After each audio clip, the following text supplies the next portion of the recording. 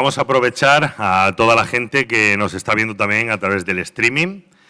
Un fuerte aplauso también para la gente que trabaja en el streaming, que no lo saludé al principio, y que está permitiendo que, bueno, pues si hay alguien que, mucha gente que no ha podido venir aquí en directo, pues lo esté disfrutando desde su casa. Muy buenas las tres charlas. Para empezar, a mí la verdad me han parecido interesantes y eso que yo ya he visto muchas charlas naucas, así que enhorabuena a los tres. Y ahora entramos en un bloque bastante médico, donde vamos a tener tres charlas de Ana Sánchez, de José María Irós y de señora Berrón, de Antonio Martínez Rom, que van a hablar de futuro, de pasado, pero también todo muy encerrado, todo muy encuadrado en medicina. Nuestra siguiente ponente es de la casa, es Ana Sánchez García. Ella me ha dicho que la presente porque tiene cuando te dan un currículum tan grande, digo, oye, ¿cómo quieres que te presente? Que esto es enorme. Y a ella le gusta considerarse como una científica de letras, porque le encanta el teatro, le encanta el cine, le encanta la música y, bueno, una de sus sueños pendientes era estar en un teatro, ella en un teatro. Así que un fuerte aplauso para Ana Sánchez.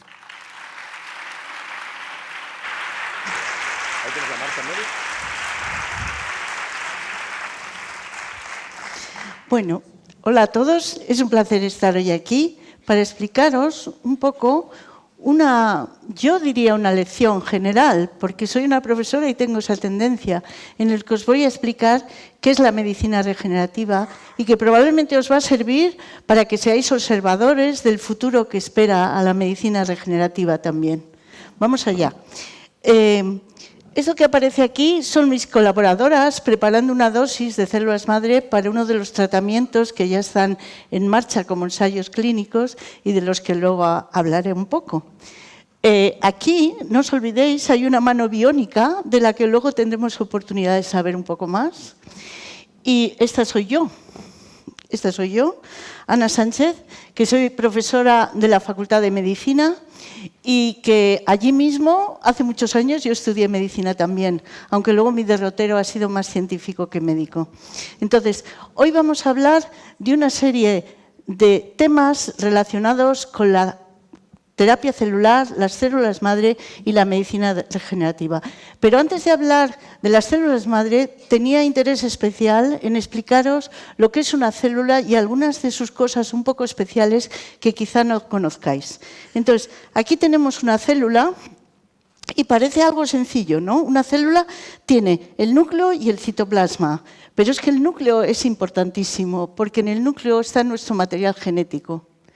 Nuestro material genético está empaquetado en cromosomas, pero en realidad consiste en una cadena muy larga, que es una cadena de ácido ribonucleico, desoxirribonucleico, que se enrolla en una especie de carretes que son proteínas, las histonas, pero en algunos momentos se desenrolla y se expresa. Eso de que se expresa el DNA es muy bonito. Vamos a ver en qué consiste. Entonces, el asunto es que el ácido desoxirribonucleico tiene dos cadenas enfrentadas que se enroscan como un tirabuzón y una especie de eslabones que serían los peldaños de una imaginaria escalera que pintó Dalí. Entonces, estas dos cadenas están unidas por 4 bases que llamamos bases nitrogenadas. De esas bases nitrogenadas nos van a interesar ahora las iniciales, que son G, C, A y T. Siempre que hay una G, está al lado una C, y siempre que hay una A, está al lado una T. Y esa correspondencia es la que generó la base del conocimiento de cómo el ácido desoxirribonucleico se replicaba y cómo también daba lugar a proteínas. Porque otra cosa muy importante es que partes concretas del ácido desoxirribonucleico son los genes. Y otra idea importante también es que cada gen contiene la información que va a dar lugar a una proteína. Y esa proteína realmente es la maquinaria celular, es la que va a estar en el citoplasma haciendo que una célula haga unas funciones o haga otra. Y en ese sentido os quería poner a dos células muy distintas. Una célula muscular es una célula con una estructura súper especializada. Tiene miofibrillas contráctiles, como ya sabéis, y tiene una membrana membrana celular que se mete como unos tubos para soltar el calcio dentro de las fibrillas contráctiles y hacer que esa célula se contraiga y haga su función. Al lado de esta célula tan espectacularmente compleja, pues podemos poner a un fibroblasto, que está ahí sirviendo de sostén en los tejidos y que sirve para cuando se produce una herida cicatrizarla, más o menos. Tiene poca enjundia. Entonces uno puede decir, ¿y cómo es que, siendo así, que no os lo he comentado, que en todas las células de nuestro organismo está toda la información genética para poder formar todas las células de nuestro organismo, desde la más compleja como es el músculo hasta la más simple como es el fibroblasto, cómo es que unas células sean tan complejas y otras tan simples? ¿Es porque el ácido desoxirribonucleico se expresa solo en parte? Pues realmente es así. Algunos genes se expresan en unas células y otros en otras, pero el núcleo tiene toda la información para generar otro individuo como nosotros. Entonces, en la siguiente diapositiva voy a explorar otra idea que también es interesante. Si sabemos que la clave que tiene el ácido desoxirribonucleico para sintetizar proteínas son estas 4 letras, podríamos decir, en la siguiente diapositiva, que esas 4 letras de todo el ácido desoxirribonucleico que hay en nuestro núcleo de todas nuestras células, entonces, ¿cuánto hay? Pues hay 3 millones de letras, que son más o menos un libro de 500 páginas. Un libro de 500 páginas escrito con A, con T, con C y con G, nada más, en distintos órdenes y en distintas proporciones. Entonces, ¿este libro está siempre abierto y cada célula puede leerlo cuando se le antoje? No. La realidad es que ese libro, que yo había titulado Gattaca para hacer una referencia a una película estupenda de ciencia ficción, no está siempre abierto. Es como si hubiera zonas del libro que están pegadas o que están plegadas y que no se expresan. Son genes que no se expresan. Entonces, este ejemplito aquí tan simple que os he puesto, pues es, imaginemos que el libro ese Gattaca tiene fascículos de varios colores y que la información del DNA contenida en ese libro va a dar lugar a una flor multicolor. El asunto sería que si no está activo el fascículo rojo, esa flor perdería el color rojo y lo mismo pasaría con el azul, con el amarillo, con el rosa y con el turquesa.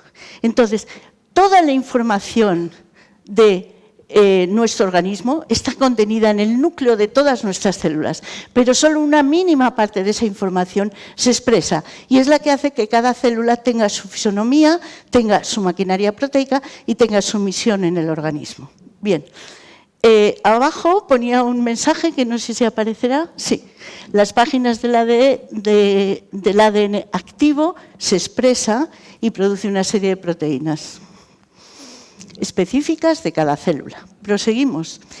Bien, una vez visto esto, podemos pensar que hay células también de muy distinta categoría. Hay células que llamamos células totipotentes, que serían las más arriba, y en ellas tienen la maquinaria citosólica y nuclear específica para que se pueda expresar todos los genes que van contenidos en el ácido desoxirribonucleico. A estas células, por esa razón, las llamamos células totipotentes. En realidad, la célula totipotente, por excelencia, es el óvulo fecundado, que va a dar lugar a todo un organismo y que luego veremos más en detalle.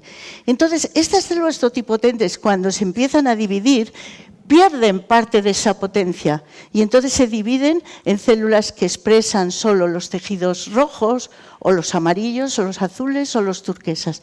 Esas células totipotentes tienden a asociarse formando como un esbozo de embrión que se llama cuerpo embrionario. Ya vemos que la potencia aquí ha disminuido mucho, esta era totipotente y a estas las llamamos pluripotentes. ¿Por qué? Porque estas células, a su vez, pueden dar lugar a varios linajes. Por ejemplo, esta célula roja puede dar lugar a un linaje que es cuadrado y a otro que es rojo, y lo mismo pasa con todas las demás. Pero fíjense que siempre esta célula da lugar a una idéntica que la progenitora. Y eso es una propiedad muy importante de las células madre o las células troncales que ahora vamos a revisar. Entonces aquí hay otro mensaje para llevar a casa. La potencia es la capacidad de diferenciarse a varios tipos celulares y a medida que bajamos en este esquema, la potencia disminuye. Entonces veamos a ver qué es esa propiedad que hace que las células madre las podemos llamar así. Y es una propiedad sencilla que es la división asimétrica. ¿En qué consiste la división asimétrica? Cuando una célula se divide y no es una célula troncal, sus dos células hijas son iguales y la célula que las dio lugar pues desaparece. O el tipo celular que las dio lugar desaparece.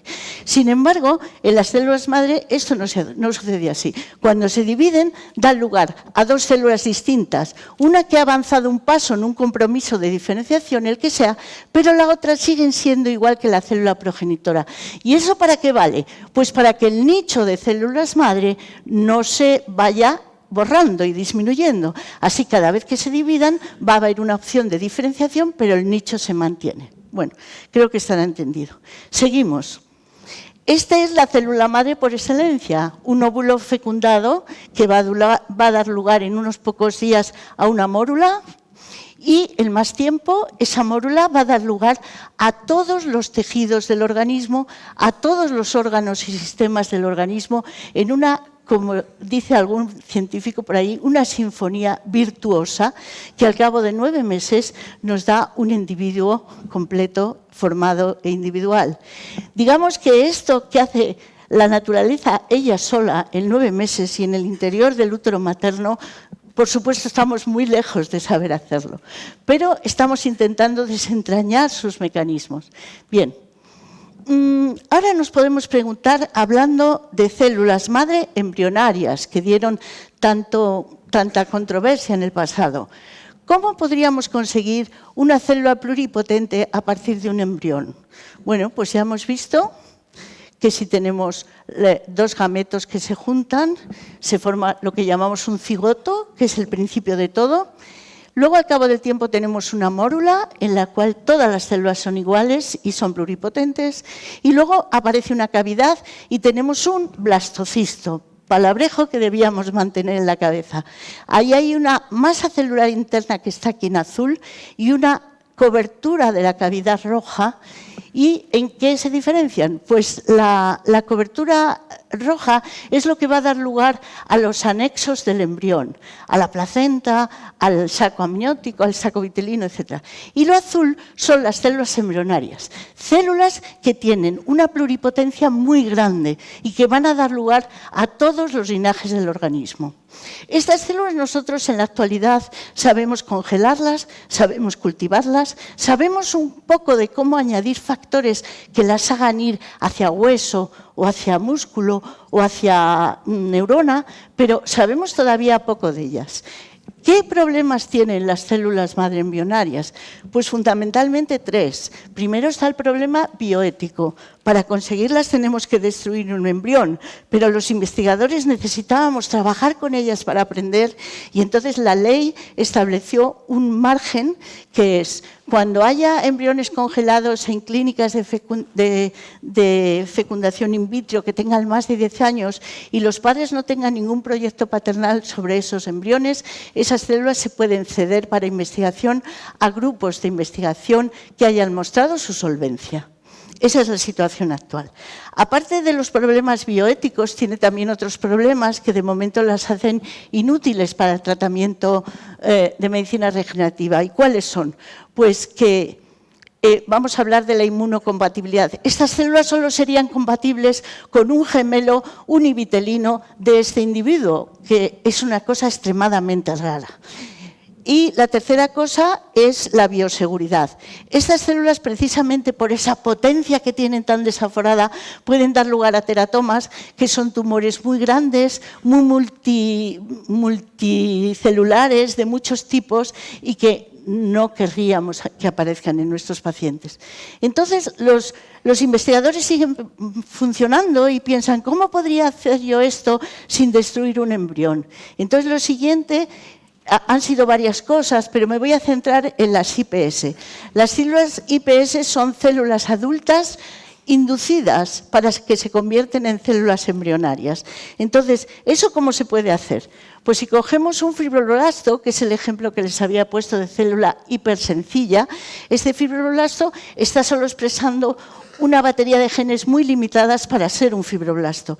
Pero si ahora les introducimos unos genes que se llaman los genes de la pluripotencia, que están metidos en un virus inactivo y que entran en el núcleo y despiertan a todos los genes de la célula, convierten a este pobre fibroblasto en una célula parecida a la célula madre embrionaria, pero que no hemos tenido que destruir ningún embrión para hacerla. Cosa uno, han desaparecido, por tanto, los problemas de bioética. Pero es que además, estas células embrionarias que salen aquí, si al final las pudiéramos usar, iban a ser compatibles inmunológicamente con el dueño del fibroblasto. Entonces, esto ha sido un gran paso, ha permitido avanzar mucho el campo de la terapia celular, pero siguen siendo células que no están en la palestra clínica. ¿Por qué? Pues porque siguen produciendo teratomas. Tiene una potencia muy elevada y producen esos tumores de los que les hablaba antes. Muy bien, pues entonces ahora vamos a dejarlo aquí hablando de células madre embrionarias y vamos a pasar a hablar de células madre adultas. En el adulto existen células madre, entonces voy a poner esta película. Esta película es una película de lo que sucede con la salamandra cuando se le priva de una de las extremidades. ¿Qué pasa? Pues que en 90 días las salamandras, las lagartijas, que se les cortaba la colita y tal, pues desarrollan una cola o una pata exactamente igual a la precedente. ¿Y ese milagro por qué sucede? Bueno, pues aquí está explicado. Y esto es un esquema de esa pata, imaginamos que la cortamos. Y entonces, ¿qué pasa aquí? Pues aquí se ha formado algo que nosotros no formamos, ya desgraciadamente, que se perdió en la evolución, que es el blastema. Y a ese blastema, que es una especie de cicatriz de fibrina, van a migrar una serie de precursores que, si se fijan en los colores, son los precursores que van a dar lugar al músculo, a la piel, al hueso, incluso a los nervios. Estos precursores van a seguir su camino, si se desatasca nuestra película, y al final, en 90 días, van a reproducir el programa que generó esa pata durante el periodo embrionario. Esta maravilla, como digo, la tienen algunos animales, la han conservado, pero nosotros la hemos perdido. Sin embargo, algo tenemos que hace que, volviendo al desarrollo embrionario, imagínense ya que este blastocisto, que ya conocemos, que tiene sus células para la placenta y para el feto, anida ya en el útero materno. Al cabo de pocas semanas ya tenemos 3 capas, el endodermo, el mesodermo y el ectodermo, que van a dar lugar sucesivamente al tubo digestivo, al sistema nervioso y a la piel, el ectodermo, y el mesodermo, que es una capa importantísima, al músculo, al corazón, a los vasos y a las células sanguíneas. ¿Y qué pasará cuando el feto llegue a término? Claro, tenemos que imaginar que desde que el feto era solo un embrión trilaminar, que es como se llama esto, las células madre estaban dividiéndose frenéticamente y de forma asimétrica. Entonces, siempre daban una célula hija un poco diferenciada, pero quedaba otra en remanente, haciendo un nicho de células que se rezagaban un paso atrás. Entonces, esas células son las células madre específicas de tejido, que están ahí durante toda la vida adulta. ¿Y para qué sirven? Pues sirven para que los tejidos crezcan. Obviamente ni el corazón, ni el hígado, ni el pulmón de un recién nacido es igual que la de un individuo adulto, y que también pueden servir para que esos órganos se reparen si es que son dañados. Entonces, lo que vamos a intentar con la medicina regenerativa de células madre adultas es sacarlas de donde están, estimularlas para que crezcan y conseguir que reparen los tejidos dañados. Bien, entonces, ¿qué células hemos elegido? Pues las células que tenemos, digamos, más conocimiento actualmente, que incluso las hemos puesto el nombre de células MSV, que serían mesenquimales de Valladolid, son las células que hay en la médula ósea y que sirven de soporte para que se genere la sangre. no tiene que ver con el destino sanguíneo, sino que son el nicho que necesitan otras células para funcionar. Entonces, estas células se autorrenuevan y se diferencian a adipocitos, a condrocitos, a osteocitos y otras más derivaciones más remotas. Entonces, nosotros, ¿qué es lo que hacemos? Nosotros sacamos estas células de la médula ósea, al principio vienen mezcladas con precursores sanguíneos, como ven aquí por el color rojo, y las sembramos. Cuando las sembramos, todos los precursores sanguíneos quedan flotando y acaban desapareciendo, y las células que se pegan son las células mesenquimales. Las células mesenquimales crecen durante 21 días, llegan a confluencia y son las células que hemos utilizado en varios ensayos clínicos, sobre todo osteoarticulares, pero también cardíacos y oculares, que les voy a mostrar ahora. ¿Por qué las hemos usado? Pues miren, las células madre mesenquimales obviamente tienen esta potencia hacia tejidos osteoarticulares, pero también son muy importantes como inmunosupresores. Por eso, si vemos rápidamente esta tabla, que en el año 2010 dice ¿dónde están las mejores aplicaciones de células mesenquimales? Pues como ven aquí, ingeniería de hueso, de cartílago, de cicatrices, de músculo, cardíaca, tendón y ojo. Entonces, estas células son las que hemos usado en los ensayos clínicos. Para poder aplicarlas como un medicamento, nuestra sala de laboratorio se tiene que convertir en una sala muy especial que cubra toda la regulación de la Agencia Nacional del Medicamento y que se complica muchísimo nuestro trabajo, pero es la única manera de poder hacer un ensayo clínico con ellas desde que son consideradas medicamento. Este es nuestro laboratorio farmacéutico que está en el campus Miguel Delibes. También necesitamos un equipo formado para trabajar en esas condiciones farmacéuticas que ya lo tenemos. También necesitamos tener buena relación con los veterinarios porque todo ensayo necesita una fase animal y lo más importante es el brazo clínico. El brazo clínico aquí lo doy por añadidura porque yo llevo 40 años enseñando fisiología a futuros médicos y son ahora esos médicos los más brillantes, los más arriesgados, los que vienen a decirme yo quiero hacer un ensayo de terapia celular, puedo elegir este tipo de enfermos, puedo cuidarles después del trasplante, puedo hacer el seguimiento con pruebas no invasivas y entonces ese realmente es nuestra tercera pata, muy importante también. Con ellos hemos hecho aplicaciones cardíacas. Aquí está el doctor San Román del grupo del ICICOR de cardiología y este es un corazón. Hemos trabajado en enfermedad isquémica crónica, que es lo que sucede al músculo del corazón. Cuando sufrió un infarto hace muchos años se resolvió el tema agudo, pero luego ese miocardio queda acontráctil, no se contrae en la sístole y no bombea correctamente la sangre. Entonces, con este electrodo NOGA podemos hacer muchas maravillas. En primer lugar, se puede inyectar la suspensión celular directamente en la pared del ventrículo dañada, porque lo metemos por un cateterismo, aorta, válvula mitral, etc. Pero luego es que este catéter en la punta tiene un electrodo y ese electrodo es capaz de mapear la superficie dañada y nos dice lo que está sano, que tendría una diferencia de potencial muy grande, es músculo normal y lo vamos a ver en color morado, y lo que está enfermo en el cual ese voltaje está achatado y lo vamos a ver en rojo. Entonces, a la derecha tenemos un ejemplo de un paciente en el cual una gran parte del ventrículo estaba dañada, era roja, ahí pinchamos nuestras células y vemos como al cabo de 6 meses, haciendo esta misma prueba no invasiva, que es muy importante, pues podemos ver cómo lo rojo se convirtió en color violeta, lo isquémico pasó a ser normal. Segundo ejemplo. Las células mesenquimales de Valladolid también han sido muy importantes para el tratamiento de la insuficiencia del disco intervertebral.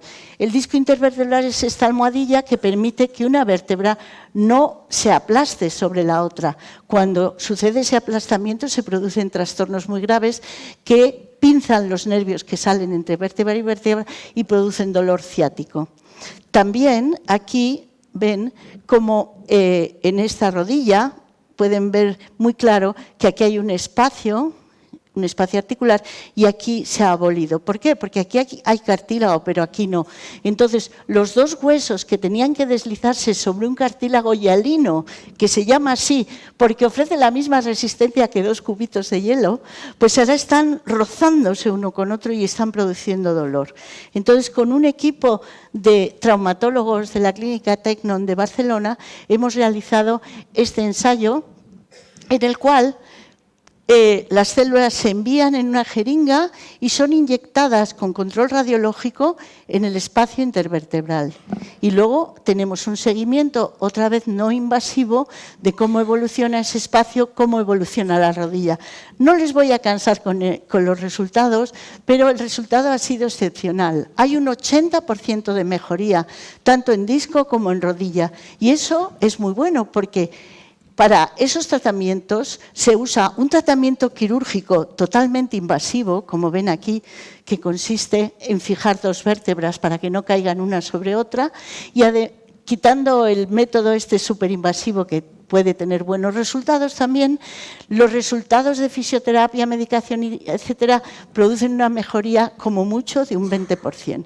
Entonces, una técnica no invasiva, sencilla, y eficaz, pues es muy prometedora. Y por eso la Unión Europea se ha fijado en nosotros y ahora estamos fabricando dentro de un proyecto europeo que se llama RESPINE, células mesenquimales para discos intervertebrales de Italia, de Francia, de Francia otra vez, de España y de Inglaterra. Y los enviamos así. Bien, ya tengo que terminar. Bueno, pues del futuro voy a poder hablar muy poco. También con el grupo de LIOBA hemos hecho ensayos para oftalmología.